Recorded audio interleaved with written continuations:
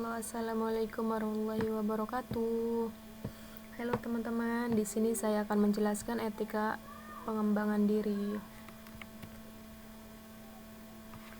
Topik yang dibahas hari ini adalah yang pertama adalah pengembangan diri, yang kedua tujuan pengembangan diri, yang ketiga aspek dalam pengembangan diri, yang keempat faktor-faktor yang mempengaruhi perkembangan nilai pada masa remaja, dan yang terakhir ada peran etika dalam pengembangan diri.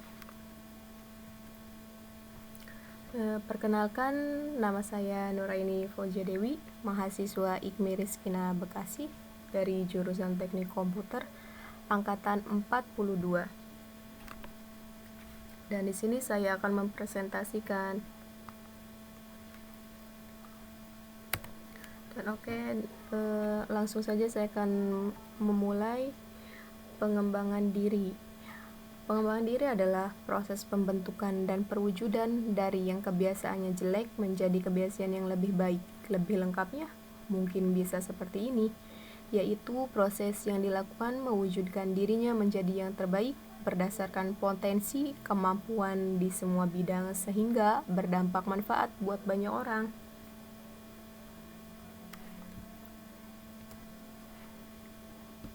Untuk mengembangkan diri agar menjadi individu yang banyak disukai orang, banyak manfaatnya. Tentunya, Anda harus mengenali diri Anda sendiri. Dengan Anda melakukan pengenalan diri, maka Anda akan dapat memperoleh informasi yang akurat dan lebih lengkap tentang diri Anda sendiri. Misalnya, mulai dari 1. Kelebihan apa yang terdapat pada diri Anda.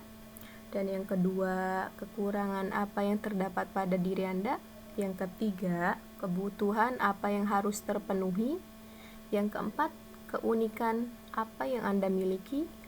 Dan kelima, persiapan untuk menghadapi masa depan.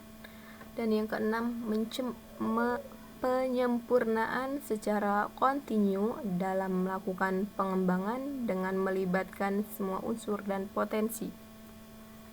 Dan yang terakhir, ada mengembangkan kemampuan prestasi dan produktivitas.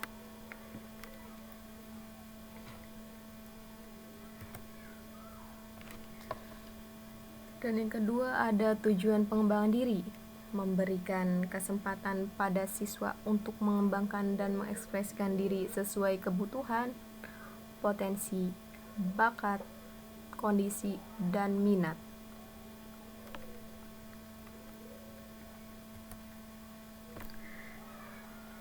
Dan yang ketiga, ada aspek dalam mengembangkan diri. Yang pertama, kesadaran diri, di mana semua manusia harus mengenal dirinya dan benar-benar sadar akan kemampuan dirinya, kekurangan maupun kelebihan dirinya.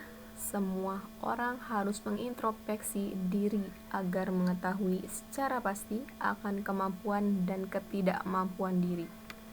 Dan yang kedua, pengaturan diri, di mana semua orang harus mampu mengatur dirinya dalam belajar, bekerja, dan juga mengembangkan kemampuan dirinya. Harus ada manajemen diri agar semuanya bisa diatur, dikelola, diarahkan dengan baik guna mencapai tujuan yang direncanakan. Yang ketiga ini ada pembiasaan diri. Semua rencana, niat yang mau dijalankan harus dilakukan dengan pembiasaan diri untuk melakukan sesuatu yang direncanakan tersebut. Apabila suatu rencana setelah ditetapkan, selanjutnya diterapkan secara menerus, yang akhirnya akan menjadi suatu kebiasaan, dan kebiasaan ini akan menjadi budaya. Apabila sudah menjadi budaya, tentu semua yang baik akan berbuah sukses. Good habits create success. Dan yang keempat, ada evaluasi diri. Semua aktivitas dan tindakan harus selalu dievaluasi untuk mengetahui sejauh mana tindakan itu benar atau salah, atau tidak sesuai. Dari umpan balik yang diperoleh dari evaluasi, tentu bisa memperbaiki situasi atau tindakan yang mungkin sudah berubah arah dan tujuannya.